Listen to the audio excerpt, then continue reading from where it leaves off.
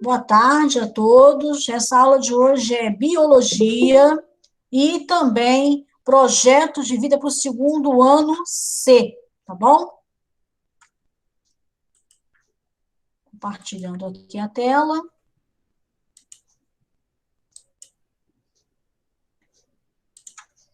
Todo mundo está visualizando? Rosália? Todo mundo visualiza? Por enquanto, não. Não? Não? Tá visualizando? Eu não. Como não? Como não, não? Ué, Eu sim. tá visualizando? Bom, então a gente começa hoje a falar do conteúdo do volume 3, que é do terceiro bimestre de biologia. Nós vamos falar nesse bimestre sobre o DNA, a sua estrutura, a sua forma e a sua função na célula, tá? Então, quem tiver aí com o microfone ligado, por favor, não desligar, porque senão a gente tem microfonia aqui, tá? Bom, então a gente vai falar sobre a função e estrutura do DNA e como ele funciona nas células e falar um pouquinho também, provavelmente na próxima aula, como esse material genético funciona em estruturas que não são celulares, estruturas acelulares como os vírus, tá? Então, o ácido desoxirribonucleico, ele é um ácido nucleico, a gente vai ver como é a estrutura desse ácido nucleico, que tem um papel fundamental em transmitir a mensagem genética. Tá? Então, ele armazena a informação genética, o DNA, e, de alguma forma, ele vai passar essa informação genética para que a célula, então, consiga utilizar. É no DNA que estão codificadas as características do ser vivo, tá? Apesar que a gente tem algumas ressalvas em relação a isso, de um ponto de vista agora mais contemporâneo, né? Apesar de ser através desse ácido nucleico, a gente pode fazer o quê? Identificação de pessoas, principalmente quando tem algum tipo de acidente, né? Ou também alguma parte de crime, eles usam o DNA tanto para identificar a vítima, como, às vezes, o próprio agressor. Ele consegue pegar o material genético e identificar se aquela pessoa participou ou não daquele crime.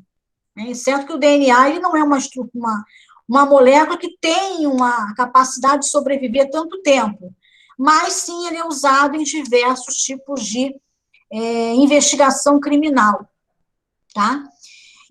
Também é utilizado para teste de paternidade, isso é muito usado hoje em dia, antigamente até era um teste muito caro, hoje tem bastante laboratórios fazendo e acabou diminuindo o preço, né?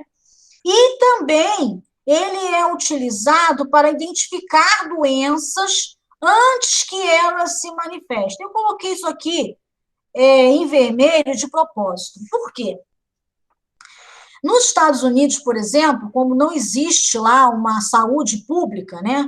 Lá a pessoa tem que pagar pela sua saúde, tem que ter um seguro saúde, que na maioria das vezes grandes empresas fornecem isso para o seu funcionário, mas quando você vai entrar com o seguro saúde, eles precisam avaliar o seu risco. O que é avaliar o risco? É avaliar quais são as doenças que você pode apresentar e o que aquilo vai custar para o seguro-saúde.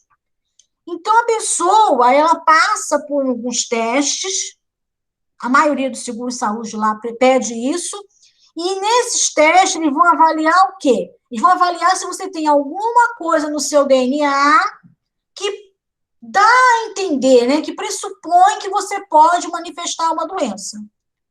E aí, com as descobertas mais recentes da biologia, começou-se a questionar muito isso nos tribunais. Porque não é o fato de você ter um gene que pode levar a um câncer, por exemplo, que você vai ter um câncer. Por que isso? Porque existe na nossa célula o que nós chamamos de expressão gênica. Então, você tem o DNA, você tem aquele gene, mas existem várias etapas, existem várias formas que vão dizer à sua célula, usa esse material ou não usa esse material. Então, o fato de você ter um gene alterado não quer dizer que você vai ter a doença. Você vai ter a doença se aquele gene for expresso. Então, existe muito o que se considerar dentro dessa relação. Então, quando você chega lá para fazer um teste, que vem dizer, você tem um gene, você pode prevenir o câncer, vai aumentar o seu risco, aumentar o seu valor do seu seguro-saúde. Isso é contestado na justiça hoje por causa da expressão gênica.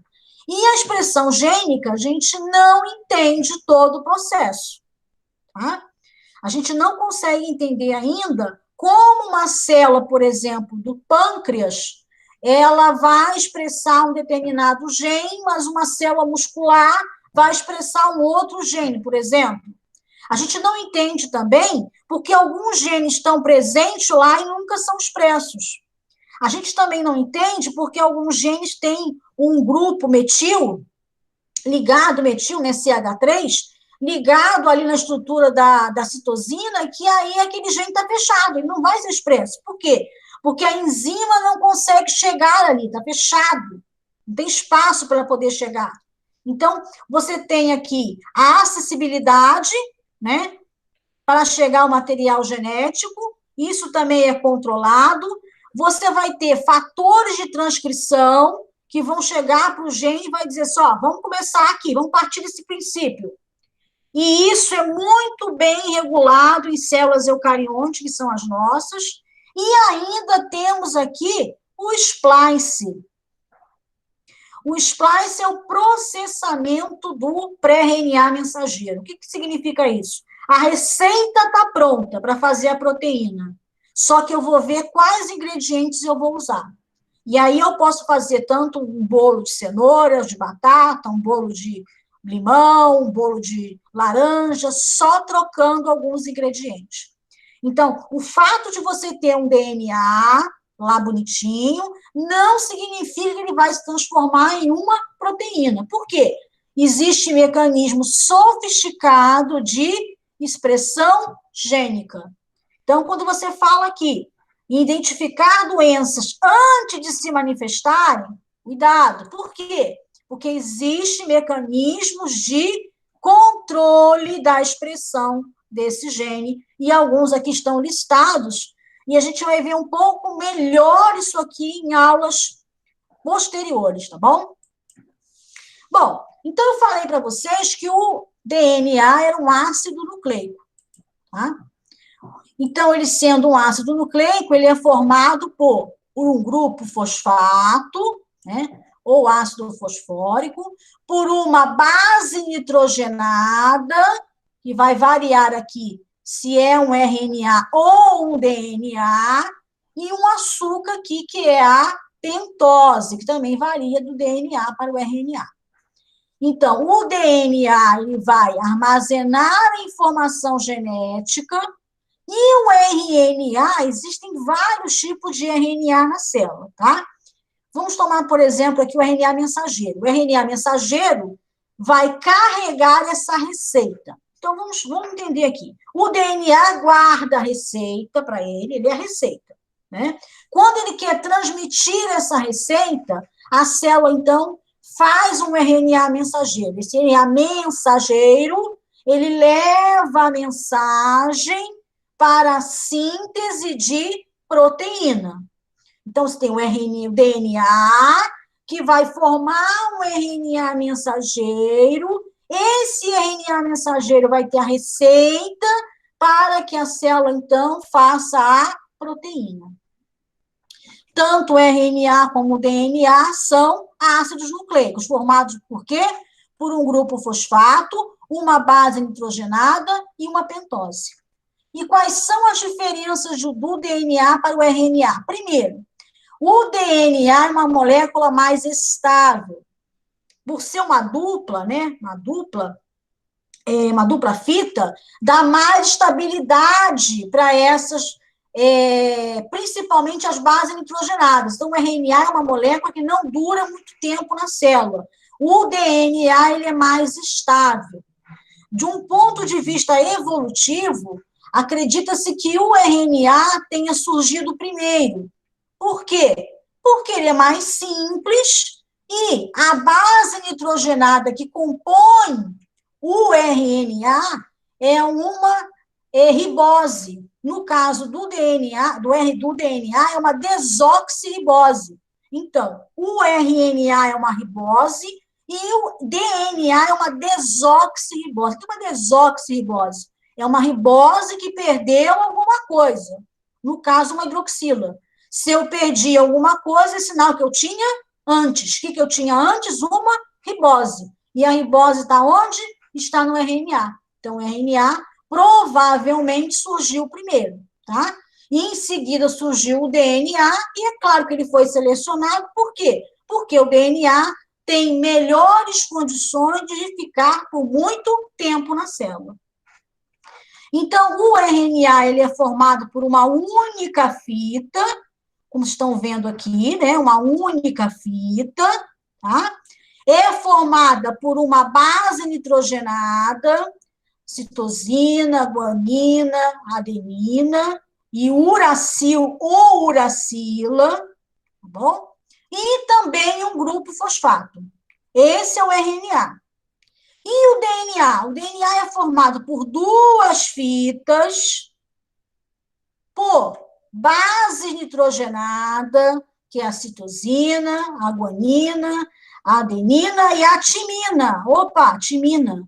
Então, enquanto o DNA tem timina, tá? O RNA vai ter o uracil, ou uracila. Diz a diferença aí também. E qual é a outra diferença? É a pentose. No caso do RNA, é a ribose, e no caso do DNA, é a desoxirribose. Tem essas diferenças. Outra coisa também, como o DNA ele é formado de duas fitas, essas duas fitas precisam se unir. E elas são unidas por meio das bases nitrogenadas, através de uma ligação fraca, que nós chamamos hoje de ligações de hidrogênio. Tá bom? Então, voltando aqui para a gente poder entender o que eu tinha falado com vocês, acredita-se que o RNA surgiu primeiro porque a ribose, né, o açúcar que forma o RNA, é uma ribose onde você vê a presença da hidroxila, o OH aqui.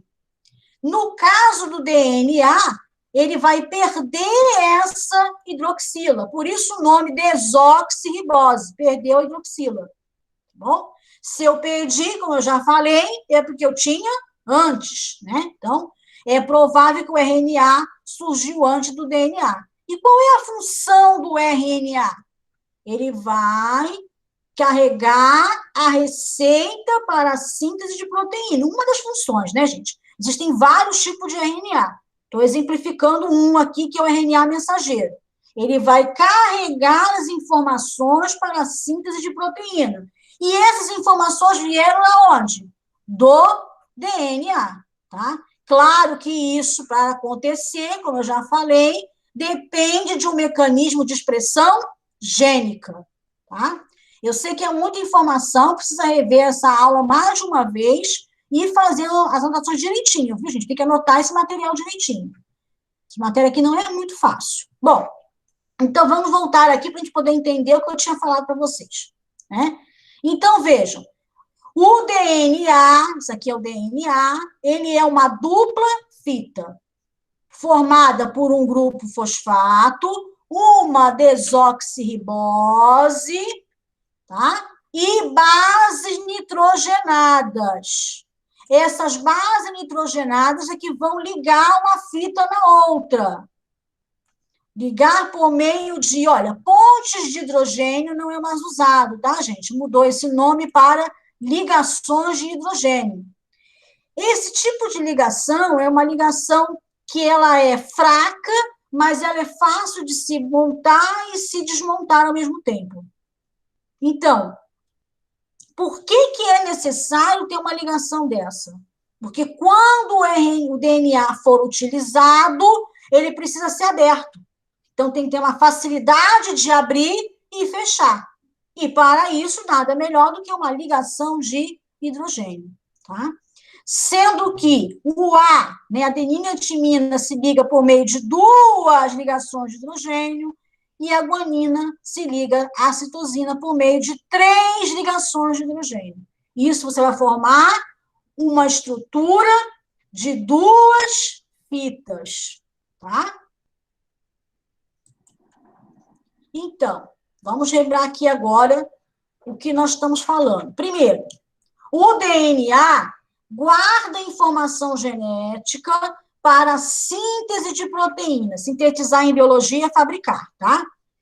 Esse DNA, então, está sujeito ao mecanismo de expressão gênica. Então, vamos dizer, ele vai ser expresso. Então, a célula falou assim, olha, vai ser expresso, está tudo certinho, vamos expressar esse DNA. Aí ele vai, então, montar o que nós chamamos de pré-RNA mensageiro. O que é esse pré-RNA mensageiro? É simplesmente o que está lá no DNA e foi formado um RNA. A gente vai ver isso nas aulas posteriores. Por enquanto, agora, a gente tem que entender o quê? Que nesse DNA está a informação genética, que vai ser montado um pré-RNA mensageiro. Tá? Então, eu tenho a informação, eu vou montar uma receita de bolo. Só que essa receita de bolo permite que eu faça um bolo de laranja, um bolo de limão, um bolo de chocolate, um bolo de cenoura. E aí, para que eu possa decidir o que bolo que eu vou fazer, eu vou ter que processar esse RNA. E aí que vem o mecanismo de splice, que é o processamento do pré-RNA. O que é isso? Eu vou tirar aqueles ingredientes que não interessam para mim, para fazer a proteína. Então, se eu vou fazer um bolo, né? Um exemplo nosso aqui é um bolo de laranja, não tem por que eu deixar chocolate. Então, eu vou tirar o chocolate, eu vou tirar aquele ingrediente, porque eu quero fazer um bolo de laranja. Mas se eu quiser tirar a laranja e colocar o chocolate, eu posso? Sim, eu posso. O que eu descarto no DNA, eu chamo de intron. E o que eu vou usar para a síntese de proteína, eu chamo de exons. Então, eu posso fazer bolo de laranja, eu posso fazer bolo de chocolate, posso fazer bolo de limão, com a mesma receita, só tirando alguns ingredientes. Trocando, né, para entender como é que acontece na célula, a partir do mesmo trecho de DNA, eu posso fazer várias proteínas. Porque isso depende do meu mecanismo de splice, ou seja, do processamento do RNA mensageiro. Então, quando você fala aqui mais uma vez, né?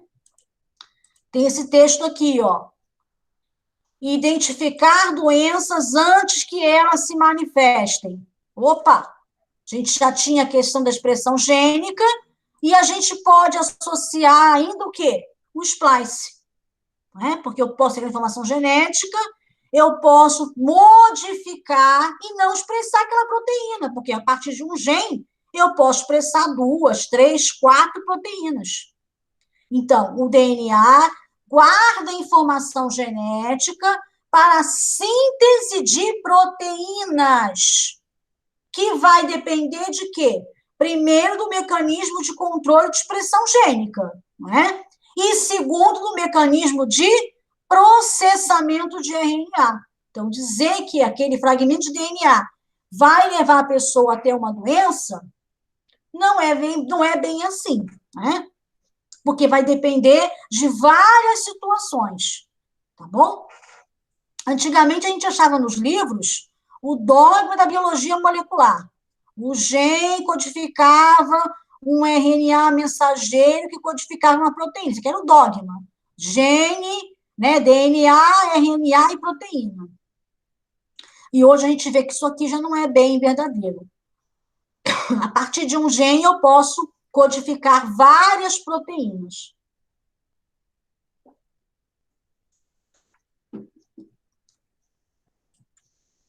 Bom, e o DNA, gente? Aonde que ele é encontrado? Primeiro, vamos entender aqui. O DNA, ele existe nos seres vivos, que são, por exemplo, eucariontes e procariontes. O DNA de eucarionte está localizado no núcleo. O DNA de procarionte, como ele não tem núcleo, né, as bactérias não têm núcleo, ele está no citoplasma, tá? Mas o DNA também vai aparecer em estruturas que não formam células, que são os famosos, hoje em dia, infelizmente, vírus. Então, vírus também tem DNA, alguns vírus têm DNA, né? E esse DNA dos vírus está localizado, dependendo do tipo de vírus também, mas no interior, né, do seu capsídeo, por exemplo, no interior do seu envelope nuclear, né? Então, aliás, envelope celular. Não é celular, mas é o seu envelope, porque o vírus não tem célula. Apesar que eles usam o termo envelope celular, mas, enfim, ele não tem célula. O que acontece? O DNA, ele vai guardar a informação genética, tanto para procarionte quanto para eucarionte. E vai ter essas funções, guardar informação genética, transcrever um RNA mensageiro, para aí ser processado e depois formar a proteína? Sim. Tá? Agora, um fato interessante, para a gente poder entender um pouco melhor aqui sobre o DNA, é que nas nossas células eucarionte, nós temos o DNA nuclear e o DNA mitocondrial. Por que isso? Porque, vocês vão ver isso ano que vem, mas, segundo uma hipótese, a célula eucarionte se desenvolveu aproximadamente 2 bilhões de anos com uma simbiose de uma bactéria de vida livre, que eram as mitocôndrias. Então, as mitocôndrias vieram morar, entre aspas, dentro da célula eucarionte e fizeram um processo de simbiose. Como assim? Vamos chamar assim de uma troca de favores. As mitocôndrias passaram a receber alimentação e proteção da célula eucarionte. Por contrapartida, as mitocôndrias fazem o processo final de oxidação da matéria orgânica para transformação de energia. Então, a mitocôndria ajuda a célula a transformar a energia presente nas ligações da glicose para ser usada pela célula. Então, a mitocôndria também tem um material genético, a mitocôndria também vai se duplicar de acordo com informações do seu próprio DNA, e algumas proteínas mitocondriais são codificadas pelo DNA mitocondrial. Mas algumas proteínas mitocondriais vêm do DNA nuclear. Engraçado isso, né? O DNA nuclear fabrica algumas proteínas para a mitocôndria. Nem todas as proteínas que a mitocôndria utiliza são fabricadas por ela, tá? Nas plantas, além da mitocôndria, só que a mitocôndria na planta ela tem uma função diferente, não está bem ligada com essa questão de transformação de energia, não. Por quê? Porque as plantas têm uma estrutura chamada de cloroplasto, que também tem um processo parecido com o que aconteceu com as células animais, de uma simbiose de uma bactéria fotossintetizante. Fez um processo de simbiose com as células das plantas que permitiu o processo de fotossíntese, síntese de matéria orgânica utilizando os fótons, transferindo a energia presente no Sol para os seres vivos. Importante processo para a vida na Terra, né? Então, o DNA de procarionte, o DNA de mitocôndria e o DNA dos cloroplastos têm características de DNA de procarionte. Por quê? Ambos são circular e ambos estão localizados no citoplasma. Por isso que nós dizemos que mitocôndria e cloroplastos provavelmente eram bactérias de vida livre que vieram viver dentro de uma célula eucarionte, tá? As bactérias, a eubactéria, elas são aquelas bactérias que vivem em temperatura ambiente, né? Que a gente chama de mesófilas. Essas bactérias apresentam uma outra estrutura, que é o tormento nosso atualmente, que é o plasmídio. O plasmídio também é uma estrutura genética, né? Também é um gene também, que está relacionado à resistência ao antibiótico. Então, a eubactéria, né? Ela tem, no caso das mesófilas, tá? Ela tem o DNA, que a gente vai chamar de cromossomal, e tem o DNA na forma de plasmídio. Esse tipo de DNA ele é muito importante para a biologia, a biotecnologia. A gente vai ver isso no quarto bimestre, tá?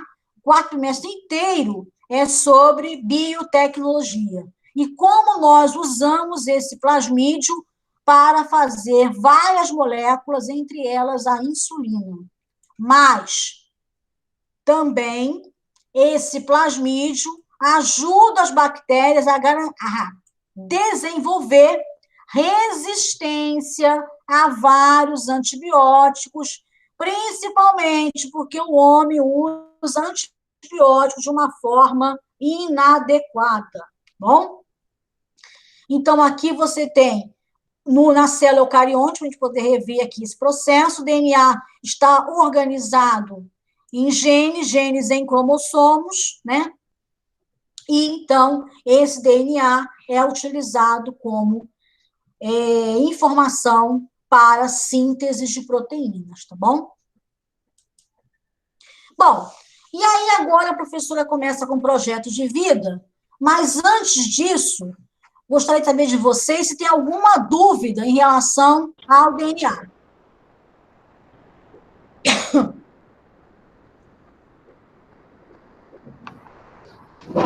Alguma dúvida em relação ao DNA? Gente, esse material eu vou postar amanhã, atividade, tá? Por enquanto não, professor. Tudo bem, né? Então, assim, o que eu recomendo a vocês? Assistam de novo essa aula.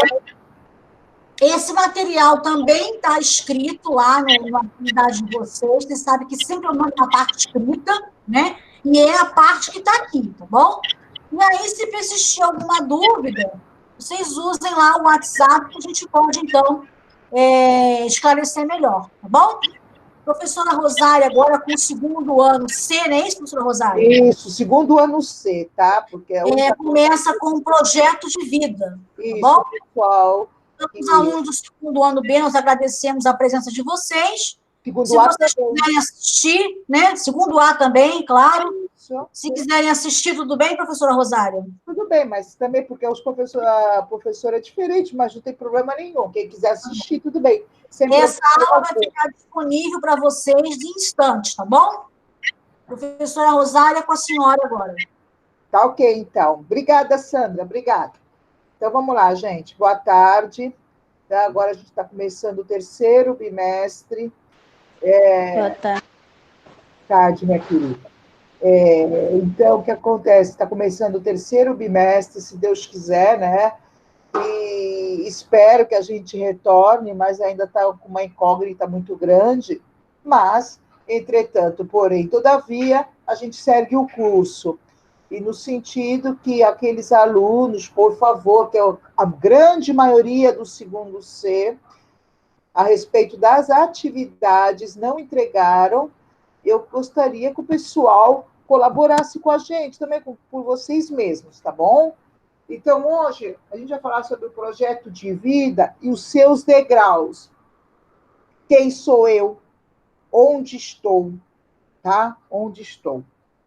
Então, vamos falar um pouco sobre as competências socioeconômicas,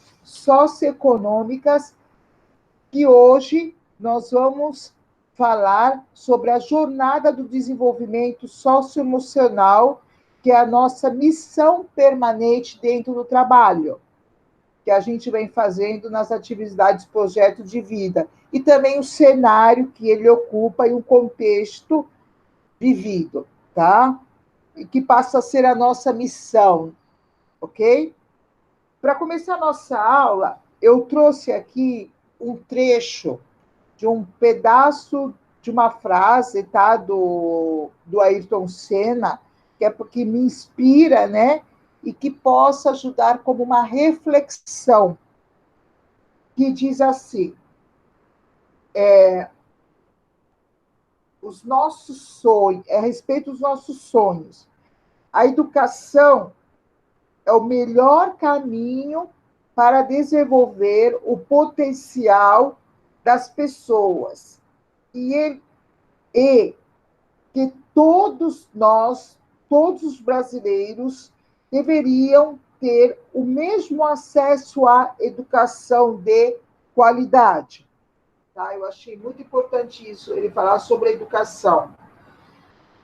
Dentro disso, as competências socioemocionais, elas têm nos ajudado a superar e lembrar que a gente, neste momento, a gente tem passado por grandes desafios e sacrifícios, né? E aí o que acontece?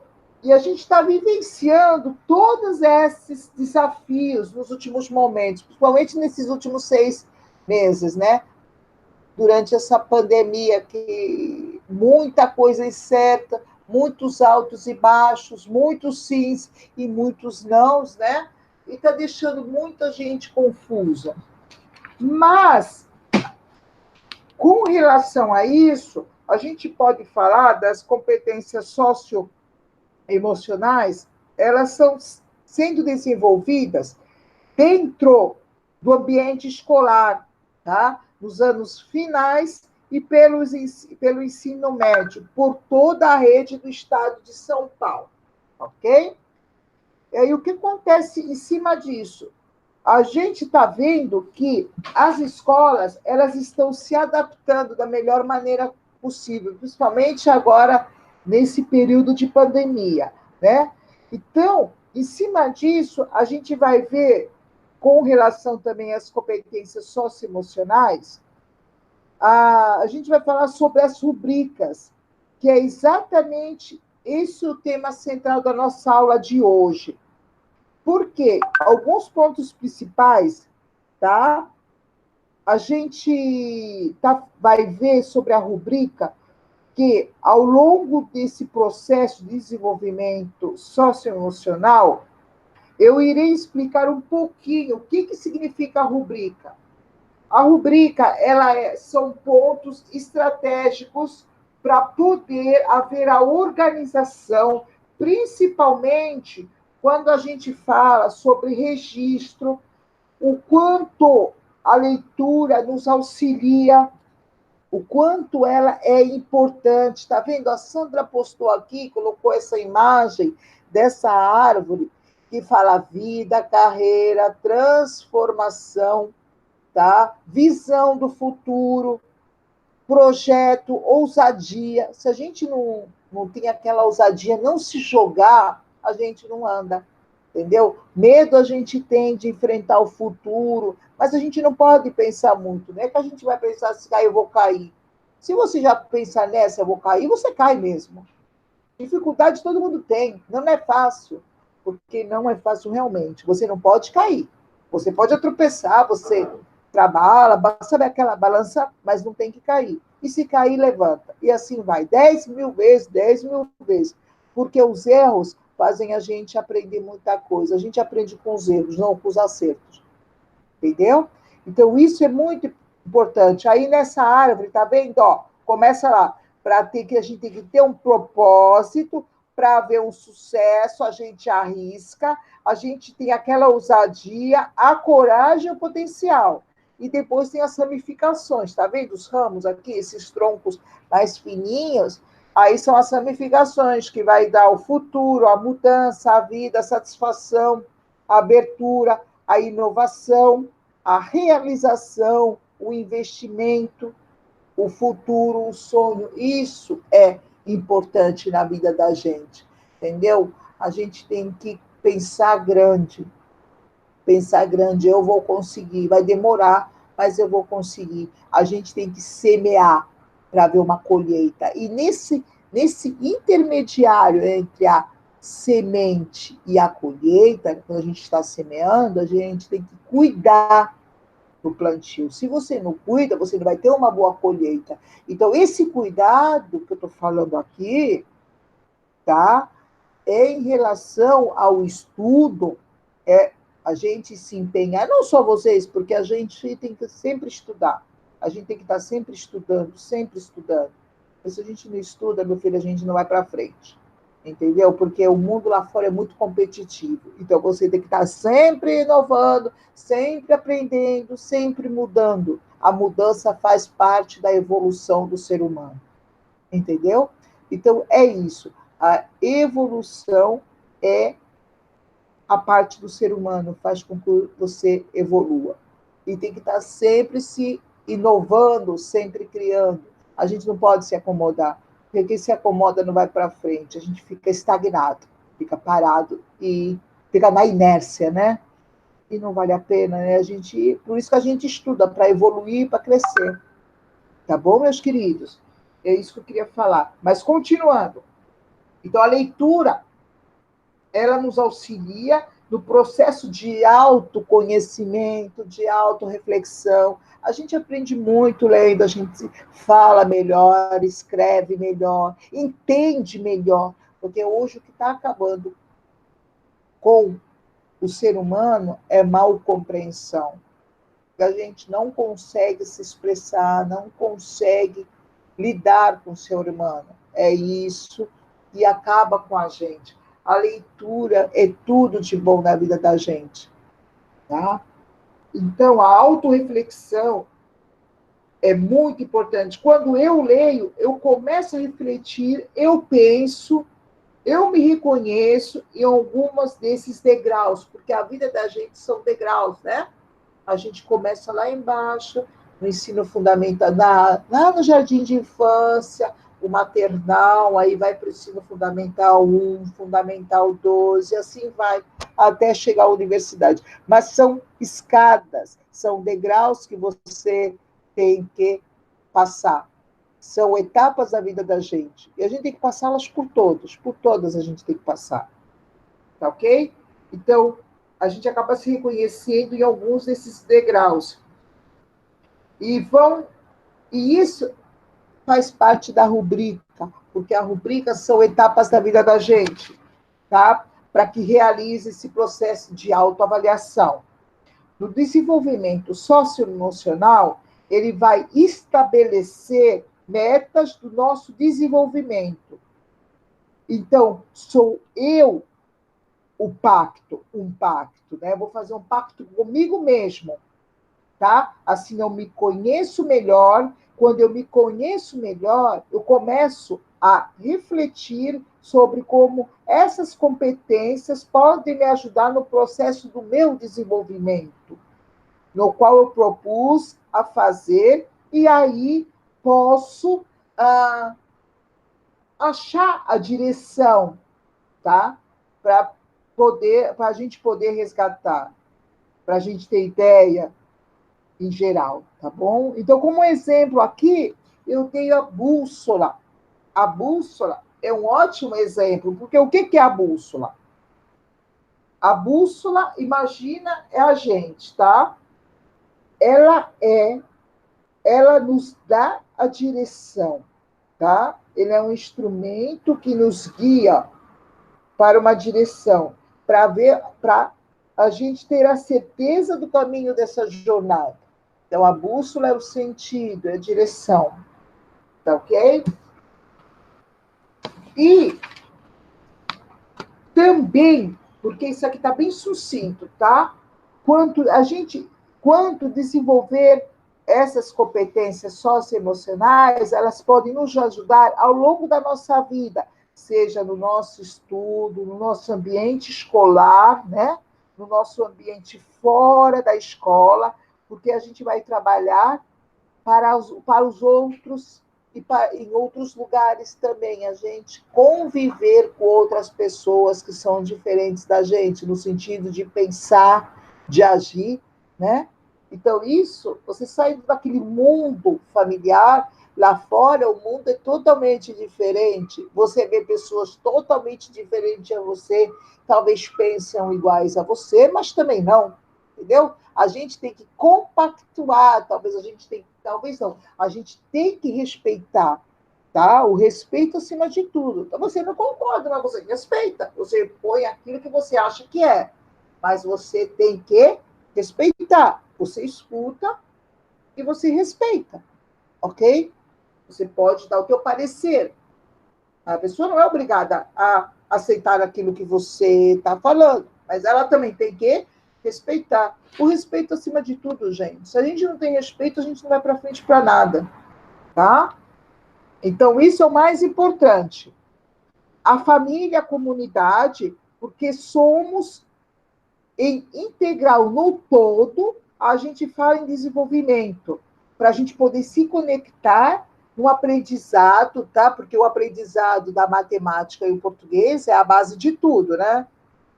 É a base de tudo. Aí depois vem as outras áreas, história, geografia, filosofia, química, física, biologia. Isso aí também faz parte da nossa grade curricular.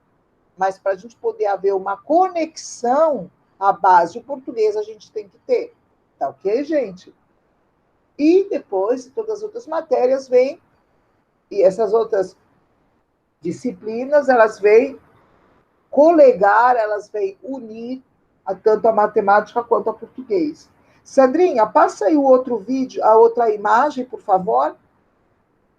Pô, eu estou contente que o pessoal está assistindo aí, mesmo não sendo da classe, o pessoal está acompanhando. Que bom, fico muito feliz. Então, ó, esse aí é aquilo que eu estava falando, da escadinha, né, os degraus que a gente sobe, não cabe a vocês, se vocês quiserem responder, eu até acho legal, tá bom? Mas isso aí é mais para o segundo C. Aqui eu fiz atividades trabalhadas de forma progressiva, quer dizer, degrau por degrau. Aqui são algumas questões que eu fiz, se alguém quiser responder e tiver afim, pode responder, tá bom? Pode até me mandar mesmo na área de química, quem quiser responder, pode responder, que eu até vou gostar. Aí está falando, ó, começando de baixo para cima, como lidar com as novas demandas escolares, quais são os meus sonhos, como eu posso ser um cidadão mais participativo, como seguir estudando vai me ajudar a atingir os meus sonhos, tá? O que mais quero estudar e como quero trabalhar. Isso aqui é tudo consequência dos estudos. É como eu falei, a gente colhe aquilo que planta. Talvez hoje vocês não tenham essa capacidade, todo mundo tem, mas não consegue, não é capacidade que eu quero dizer, enxergar, tá? É que a gente já está com uma certa idade e a gente já enxerga mais além. Vocês ainda não, estão começando a gatinhar, né, no sentido da juventude, já está chegando naquele jovem, já daqui a pouco está indo para o mercado do trabalho, muitos já estão, outros não, mas a visão de vocês é diferente da nossa. Então, põe isso uma coisa na cabeça de vocês. Você planta aquilo que colhe, tá? E nesse intermediário, a gente cultiva, a gente rega, a gente tira o matinho da planta.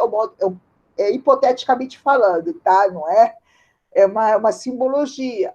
Mas esse intermediário você tem que se dedicar muito, muito mesmo.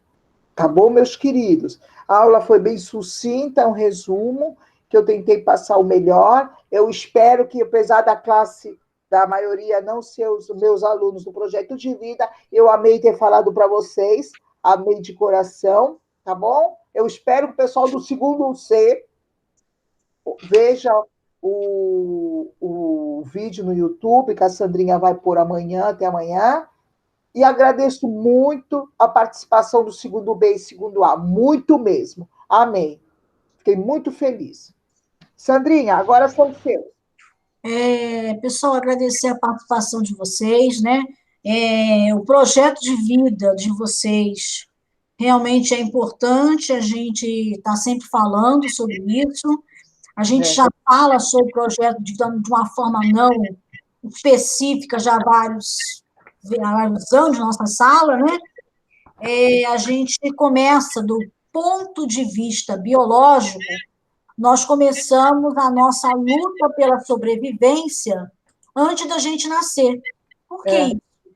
Porque a gente tem 250 milhões de espermatozoides, pelo menos, saem correndo para conseguir entrar, né, para conseguir fecundar um único ovo, uma única célula. Então, quando você nasce, já é o vitorioso, porque 250 milhões, você chegou em primeiro, então não há mais do que você ser um grande vitorioso. E a vida, todos os seres vivos do planeta, eles têm mesmo, têm a mesma, o mesmo caminho, vamos chamar assim, porque todos são colocados em uma luta para sobreviver. Então, todos os seres precisam lutar pela sobrevivência, lutar pelo espaço, lutar pelo alimento, lutar para ter parceiros. Todos os seres vivos passam pela mesma coisa, né? Nós, seres humanos, também passamos por isso. Nós, seres humanos, precisamos nos adaptar às novas demandas. E isso é que nós estamos vendo hoje acontecer em um ano, o que devia acontecer em 10 anos. O mundo 2019 é um e o mundo 2021 será outro. Não tem como você voltar atrás, né? A pandemia do coronavírus, ela modificou muito o nosso mundo. E isso está feito. Agora nós temos que nos adaptar à nova demanda. E qual é a nova demanda de hoje? Nós temos um mundo mais tecnológico, nós usamos a tecnologia muito mais rápido. A gente não era para estar tendo uma aula dessa em 2020. Talvez lá em 2025, 2026. Mas o que fez ter uma aula dessa em 2020? A pandemia. O que fez desenvolver tanto trabalho em casa? Home office, a pandemia. Muitos, eles não estão preparados para trabalhar nesse tipo de regime. Pois se prepare. Nova demanda. Não é?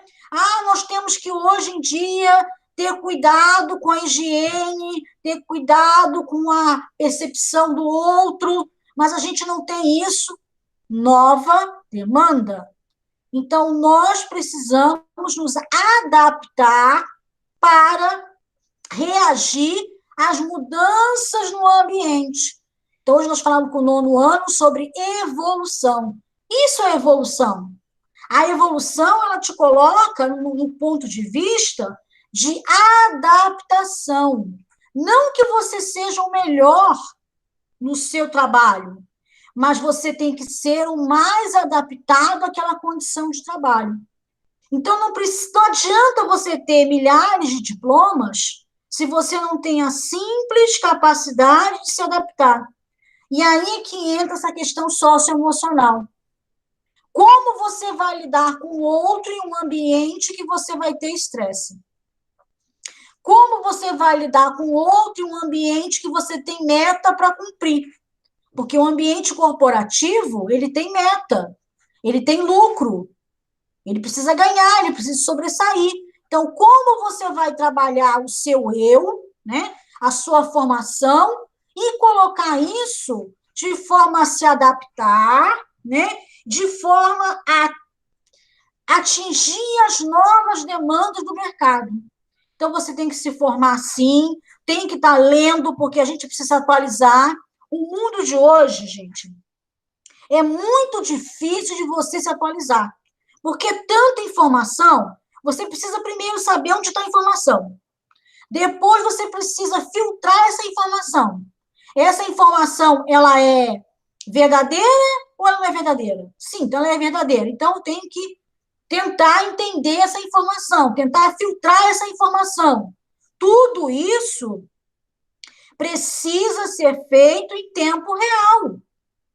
Então, hoje a informação, ela é mais do que importante, ela é a base da nossa vida. Tudo eu preciso estar informado. Se eu não estou informado, eu não sei quais são as novas demandas. Né? Se eu não leio literaturas que são boas, né? Fico lendo essa literatura que não serve para nada, eu nunca vou saber o que o mercado espera por mim, de mim. E eu nunca vou conseguir me atualizar nesse sentido. Tá? Então, a gente precisa, como a professora Rosária falou, estar sempre tirando as ervas daninhas. O que são ervas daninhas? São aquelas plantas que crescem no meio daquela cultura que eu quero plantar.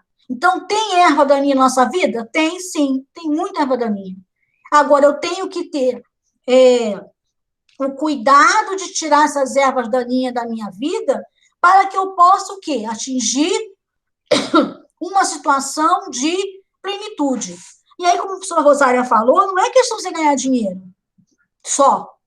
É questão de você ter uma vida, uma sobrevida de qualidade. É questão de qualidade de vida. Né? Até quando a minha vida tem qualidade? Até quando eu estou bem comigo mesmo? Tem que estar bem comigo mesmo e estar bem com os outros. Senão, se eu não estou bem comigo, eu quero matar o outro também. E isso no ambiente corporativo é muito importante, viu, gente? Por isso que o projeto de vida, ele é importantíssimo. Então, eu sugiro que vocês tentem responder essas perguntas, né? De repente, nem mais para a professora Rosária, mas responda para você mesmo. Né? O que você pode fazer hoje, é hoje, tá, gente? Amanhã, é hoje. O que você pode fazer hoje para melhorar a sua vida? Quais são as ervas daninhas que você quer cortar, que quer arrancar? Como que isso pode ajudar na sua sobrevida? É isso, viu, gente? Eu espero que vocês tenham gostado de nossa aula. A gente, na semana que vem, vai ter aula de Química e Biologia. Vamos continuar falando sobre o ácido desoxirribonucleico e também a sua função na célula, destacando aí já os princípios, né, o começo da síntese de proteína, tá bom? Essa atividade vai estar amanhã, gente, lá no Classroom. Não deixem de fazer, não percam os prazos, tá bom? Muito obrigada pela participação de vocês, fiquem com Deus, cuidem-se, cuidado com o vírus, que ele realmente é perigoso, tá bom, meus amores? Professora Rosária, alguma consideração? Eu quero agradecer a presença de todo mundo, só isso. Agradeço realmente, porque o pessoal está participando, é isso que a gente quer, participação. É isso que eu queria dizer. E atente-se aos prazos, como a Sandrinha falou, atente-se aos prazos. Tá bom?